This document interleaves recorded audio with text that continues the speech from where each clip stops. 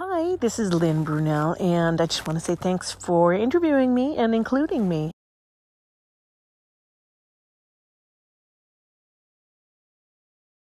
Well, I'm a writer. That's what my job is. Well,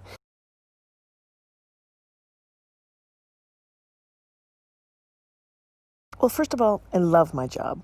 I get to learn about things and then I get to share them. Whether I'm writing a fiction and creating characters and a story, or whether I'm sharing cool information in nonfiction about how elephants hear, or cool things you can do while camping, or fun science experiments. I get to spend time learning and then telling about it. It's kind of like a big extended show and tell. So I read and I write a lot for my job, and I talk to people and I go on adventures, and then basically I write about it.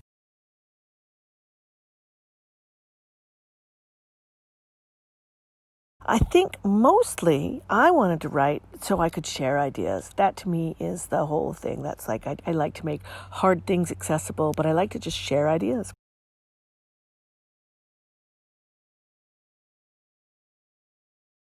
Well, it's interesting because writing isn't sort of a linear job. Like, it's not quite the same thing as being a doctor where you follow a specific path to get to where you want to go. You do have to learn the skills, you have to learn the craft, you have to understand what it means to be a good communicator. And it's essential to read other writers' works in order to learn.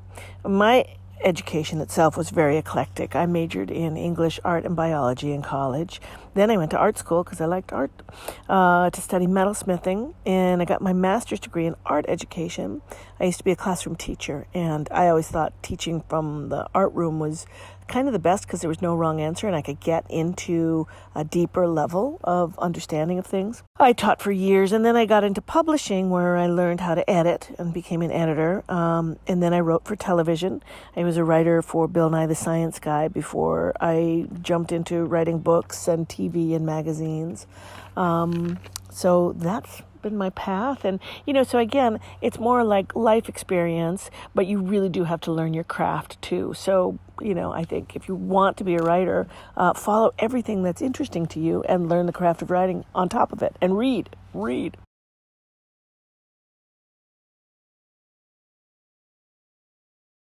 Honestly, it's a kind of a continuous experience that I love. I love to be able to keep learning new things and then finding new ways to make them accessible and fun to others.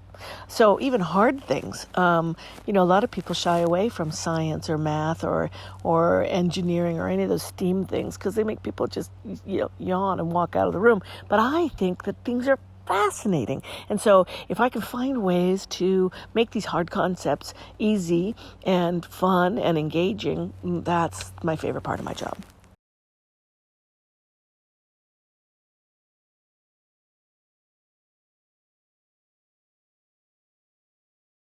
Well, if you want to be a writer, then write.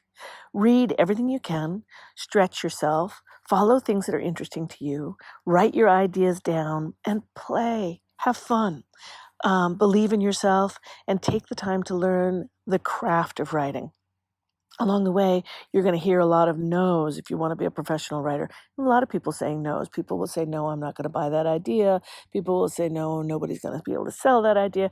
You get a lot of no's along the way, and that's okay. It still stings and it might make you kind of crabby. But the thing is, all you have to remember is that you can learn from every single one of these rejections and you can bounce back stronger. And you just have to keep believing in yourself because all it takes is one yes. One example I love, J.K. Rowling is a hero of mine. She pitched her Harry Potter book, and when she did, she got 26 rejections. 26 publishers said no. They said no one would be interested in this. They said it's too long. They said kids don't like witches and warlocks. They don't like wizards. They don't like magic and, all these things. But you know what? She persisted. She believed in herself. She believed in her story. And so she picked herself right up and pitched and pitched and pitched until she finally got somebody to say yes. And lucky for us, because can you imagine a world without Harry Potter? I know I can't. I think it's brilliant. So she was just persistent and resilient. And that's something you have to be if you're going to be a writer. So remember, this is one thing I say to myself, even now, if I pitch ideas and I get no, no, no, and I just rejigger and I figure out what maybe might make it good and I keep repitching. And, if I'm lucky, I get a yes. And if not you, then who? Because nobody else has your ideas. So if you want to be a writer, then write, read and write and believe in yourself.